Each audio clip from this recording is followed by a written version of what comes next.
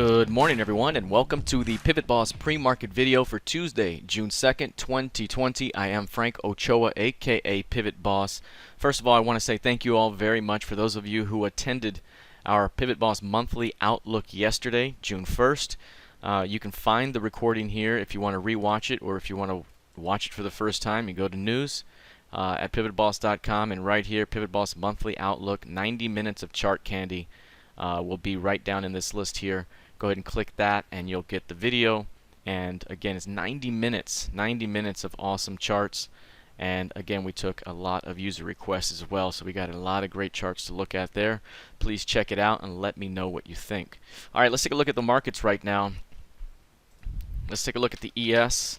From the ES perspective here, we have pushed through recent highs. We are sitting just above 4-day highs and the previous month's high, previous week's high, and we're sitting up here right now in a zone that, again, if it can find acceptance through the 3070 zone, we have open air above still.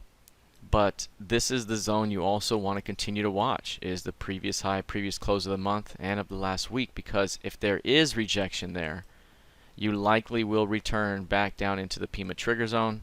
Perhaps you could pull back as deep as the previous month's midpoint. Again, the monthly pivot range continues to be higher, so any pullback into the zone could still be a buying opportunity short term.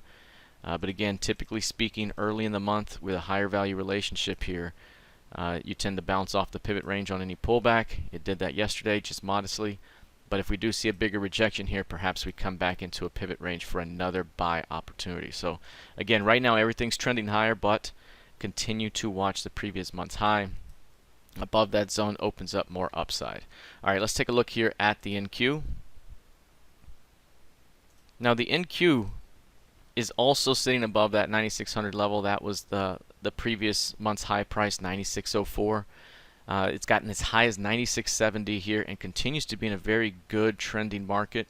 We see, again, a higher value relationship here with the pivot range for the month, and we could easily pull back into that pivot range and into the PIMA trigger zone and see another buying opportunity ahead until proven otherwise. This trend remains very bullish at the moment. At some point here, we may see some rejection that leads to a 2 or 3 day pullback rotation, very similar to what we've seen here recently. This one, and this was a 2-day rotation of the same magnitude. Again, if we do see some rejection up here between 96 and 9700, we may see that rotation back toward, say, 92 to 9300, because these rotations have been about 500 points, 450 to 500 point rotations. If we reject off 97, we could theoretically drop back as low as 9200 and still be a buying opportunity, as we've seen time and time again. So again, until that is broken, until that structure is broken, got to continue to buy the dips until proven otherwise. All right, let's take a look here at crude oil. Now this one's up pretty big here today, up 2.5% through the 36 level here. Now overall, this market has been very, very bullish and reached our 35 target. The 35 target was the one we offered when price rallied off of the 26s. So back here we had a very nice 7-day compression, and that compression, which you see here, suggested a move of about 9.5 points.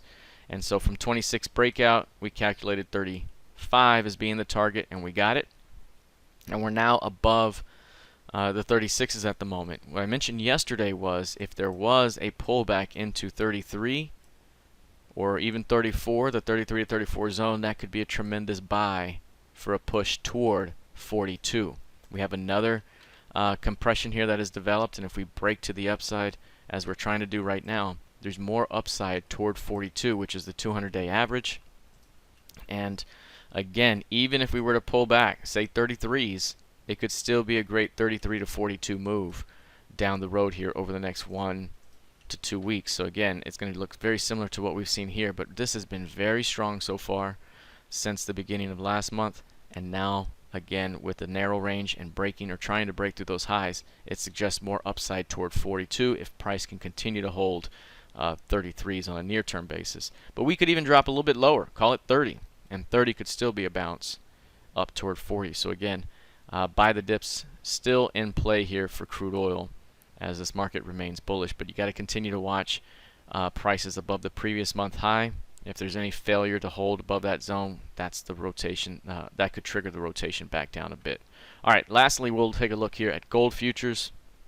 This one, inside day so far, only down 1.7 points, so it's just not really doing much. It's already inside a very narrow range. With this one, again, one thing I mentioned in the monthly outlook, which you can go back and watch, is this range forming above this key range high. And when you have a range that just sits up there for a month or two and it can't get going higher, it becomes perhaps distributive there and could lead to a markdown phase of some magnitude. So again, 1700 is going to be very important. That's the level we talked about last week.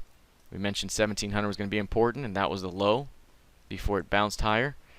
And now if there's a failure to hold 1700, 1575 would be the next easy target down, and there's a potential to drop even farther if it were to do that. So again, this market remains very sideways right now. We are in the upswing within the range, but right now it's a fade the edges type of approach. So any move into 1775 would be a fadeable opportunity, and any move back down towards 1700 could be fadeable until we see that breakout or expansion one way or another. So right now, range bound, and a good time to be sitting on hands in the moment as this thing continues to develop and build energy. All right, that is it for now. We'll see how this plays out heading into the rest of the session. Good luck, trade well, and I'll see you in the trading room. Take care.